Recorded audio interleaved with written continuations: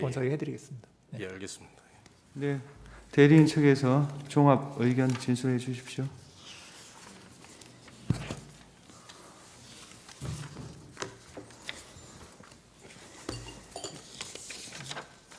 저희들이 처음에 연락받을 때 그 변론사 탄핵 소추사의 요지 발표 시간 한 30분 정도 준다고 그래가지고 하십시오.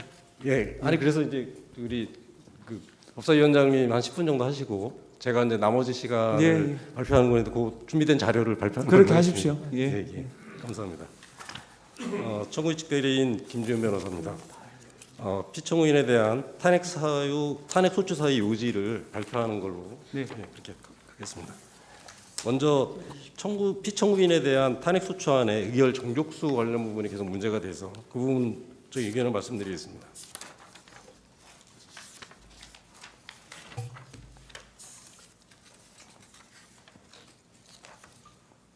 이게 안 되는데.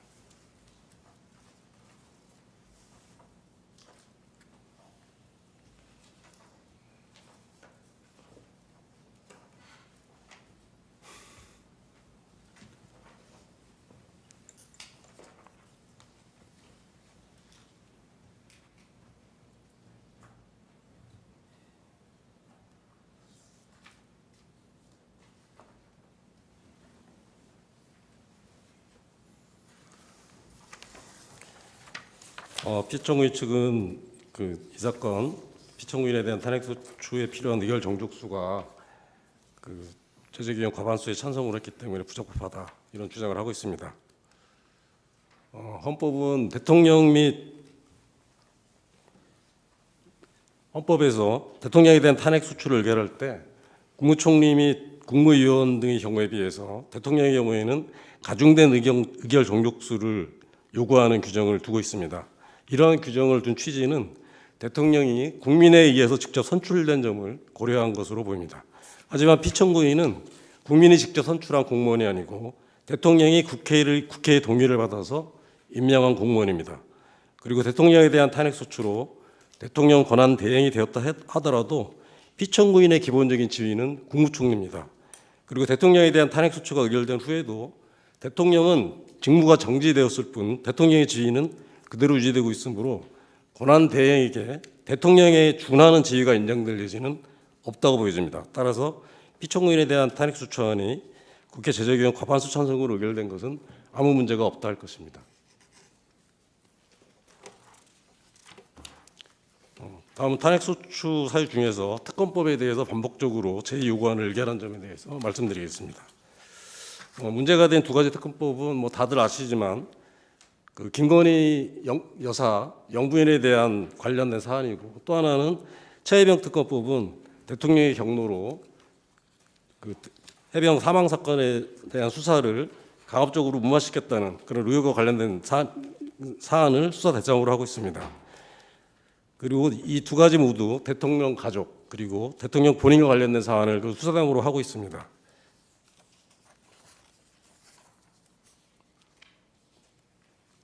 이런 사안들에 대해서 국회는 김건희 특검법 3회 그리고 최혜병 특검법 3회 등 6번에 걸쳐서 특검법 의결을 한 바 있는데 윤석열 대통령은 이때마다 반복적으로 거부권을 행사했고 피청구인도 역시 매번 국무회의를 통해서 제2요구안을 의결하였습니다.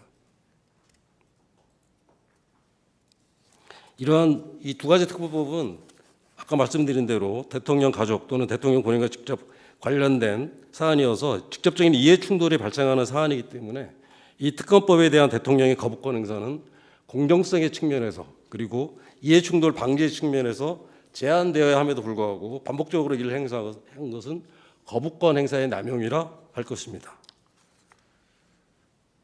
그런데 피청구인은 이런 대통령의 거부권을 남용하는 것이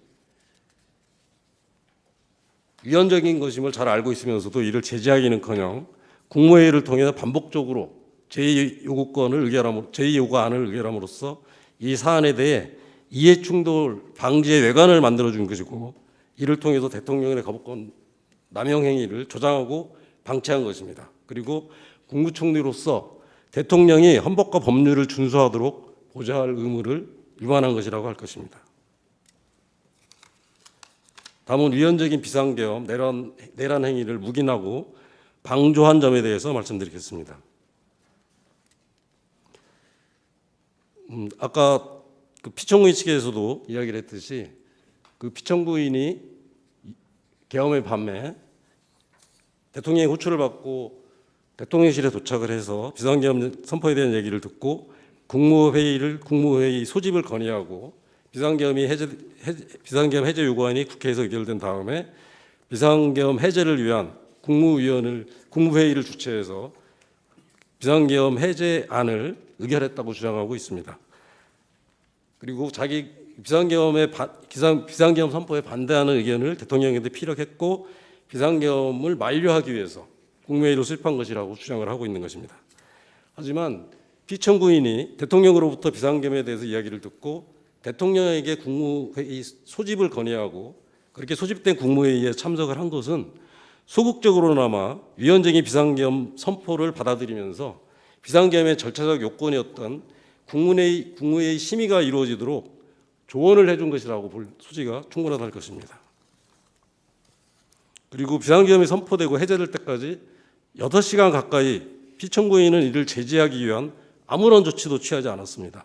비상계엄 해제 요구안이 국회에서 의결된 후에도 비상계엄 선포 전과는 달리 비상계엄 해제의 안건을 심의할 국무회의 소집을 건의하지도 않았습니다.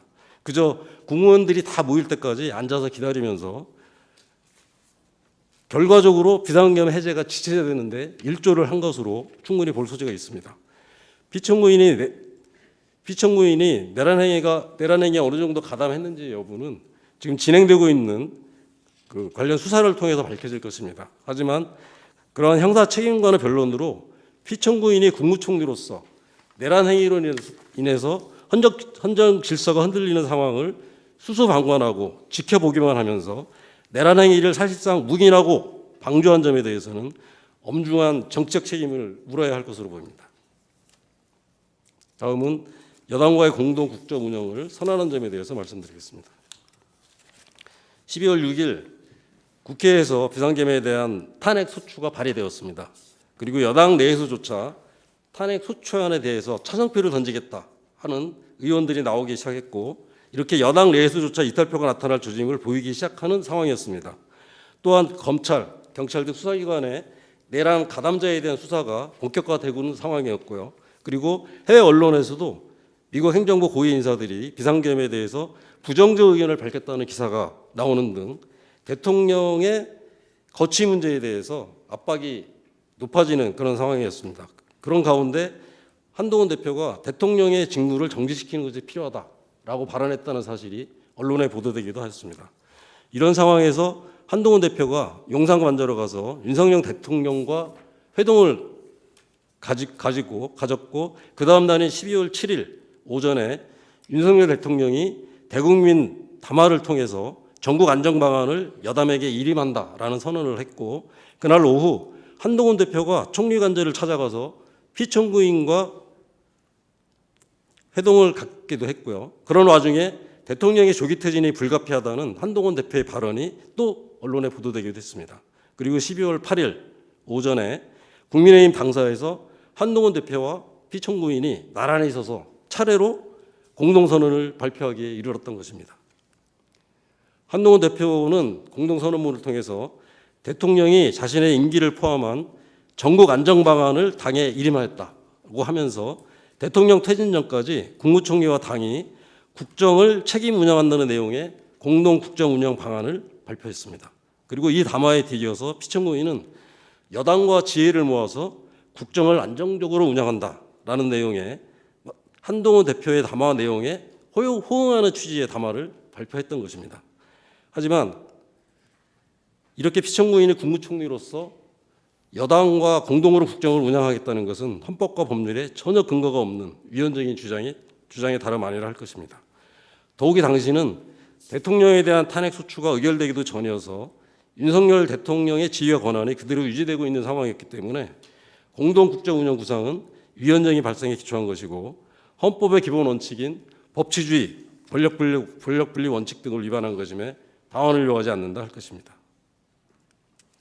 다음은 상설 특검 후보자 추천 의뢰를 거부한 점에 대해서 말씀드리겠습니다.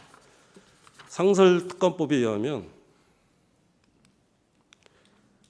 국회에서 상설 특별검사 수사안이 의결된 경우 대통령은 특별검사 후보 추천위원회에 2명의 특별검사 후보자를 지체 없이 의뢰하도록 되어 있고, 이 규정은 강행 규정임에 이론의 여지가 없습니다. 12월 10일 국회에서 내란 행위의 징상규명을 위한 특별검사 요구안이 의결됐고, 다음 날 특별검사 후보 추천위원회가 구성이 됐습니다. 그리고 국회의장은 대통령에게 특별검사 후보 추천을 의뢰했습니다. 이에 대해 윤석열 대통령은 후보자 추천 의뢰를 거부했고, 12월 14일에 대통령에 대한 탄핵소추 의결로 권한 대행이 된 피청구인도 개정된 특검법 시행규칙에 여야 간의 위헌 위법의 논란이 있다는 이유로 특별검사 후보 추천 의뢰를 거부하였습니다. 하지만 국회에서 적법한 절차를 거쳐서 개정된 규칙에 대해서 여야 간의 논란이 있다는 이유로 피청구인이 특별검사 후보 추천 의뢰를 거부한 것은 국회의 다수결 원칙에 위배되는 것입니다. 그리고 사실상 특별검사의 임명을 거부함으로써 내란 행위자에 대한 특별검사의 수사를 방해한 것에 다름 아니라 할 것입니다. 다음은 헌법재판관 후보의 임명을 거부한 점에 대해서 말씀드리겠습니다. 헌법은 국회가 선출한 헌법재판관 후보에 대해서 대통령이 이를 임명한다라고 정하고 있는데, 이러한 대통령의 임명권에 대해서 다수의 헌법학자들은 이는 형식적인 임명권이며 대통령이 국회가 선출한 헌법재판관을 임명하는 것은 헌법상 의무에 해당한다라고 보고 있습니다.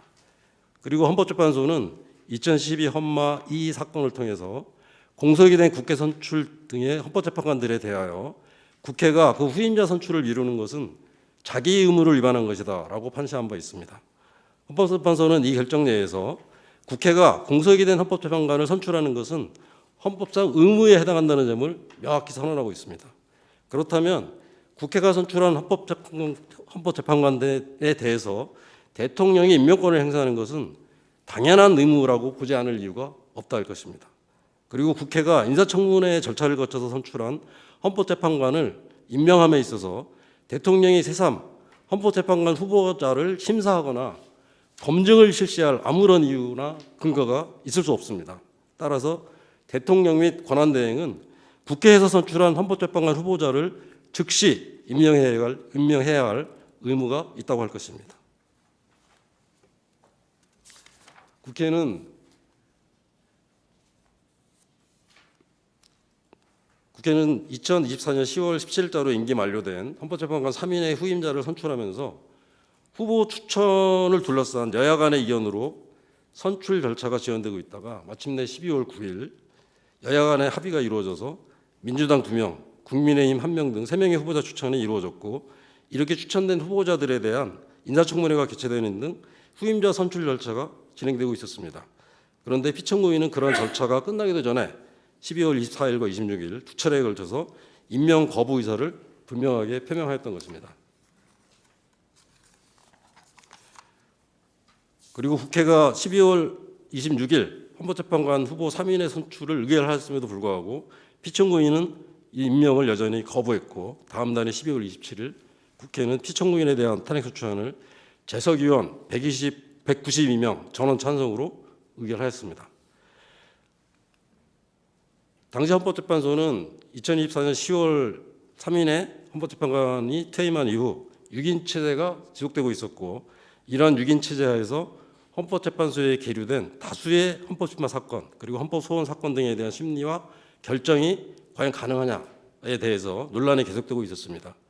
그러던 중에 윤석열 대통령에 대한 탄핵 심판이 개시가 되었고, 이런 6인 체제에 대한 논란이 더욱 가중되었던 것입니다.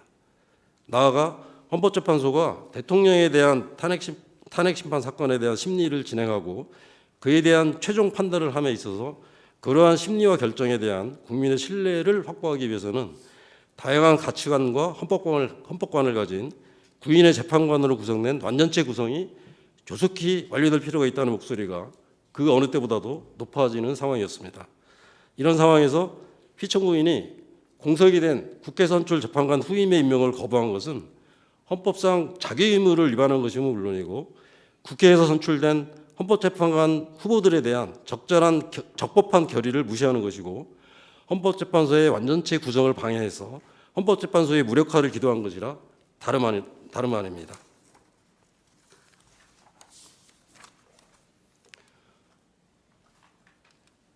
또한 피청구인 역시 내란 행위 가담자로서 수사를 받는 지위에 있었습니다. 이러한 지위에서 공범의 징계 절차를 방해하는 등 공범들에게 도움을 주는 행위를 한 것이라고 보지 않을 수 없고 헌법 수호의 의무를 위반한 것이라고 보지 않을 수 없습니다. 그리고 최상목 권한대행에 의해서 2명의 재판관 임명이 이루어짐으로써 대통령 탄핵심판 사건의 심리가 원활하게 진행되는 등 헌법재판소 본래의 기능이 정상화된 점에 비춰볼 때 피청구인이 헌법재판관 임명을 일체 거부한 것이 얼마나 위헌적인 행위였는가를 다시 한번 확인할 수 있다 할 것입니다. 다음은 피청구인의 헌법 위반의 중대성에 대해서 살펴보겠습니다. 헌법재판소는 앞서 2건의 대통령에 대한 탄핵심판 사건을 통해서 헌법 수호의 관점 그리고 국민의 신뢰의 관점에서 헌법 위반의 중대성에 대한 판단 기준을 제시한 바 있습니다.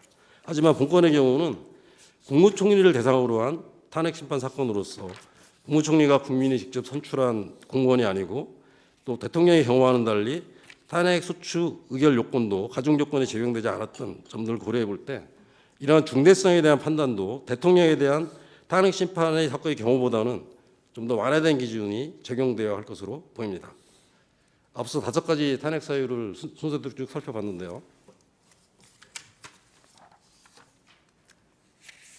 이러한 5가지 탄핵 사유 하나하나가 그 헌법 위반의 중대성이 결코 적지 않습니다. 그리고 이런 것들을 종합적으로 검토해 볼 때 피청구인의 어떤 헌법 위반 행위가 헌법 질서에 미치는 부정적 영향과 해악이 아주 중대해서 피고인에 대한 파면이 정당화될 수 있는 정도의 충분한 헌법 위반의 중대성이 해악이 크다고 보여집니다. 이런 점을 감안하셔서 피청구인을 파면한다라는 결정을 내려주시기 바랍니다.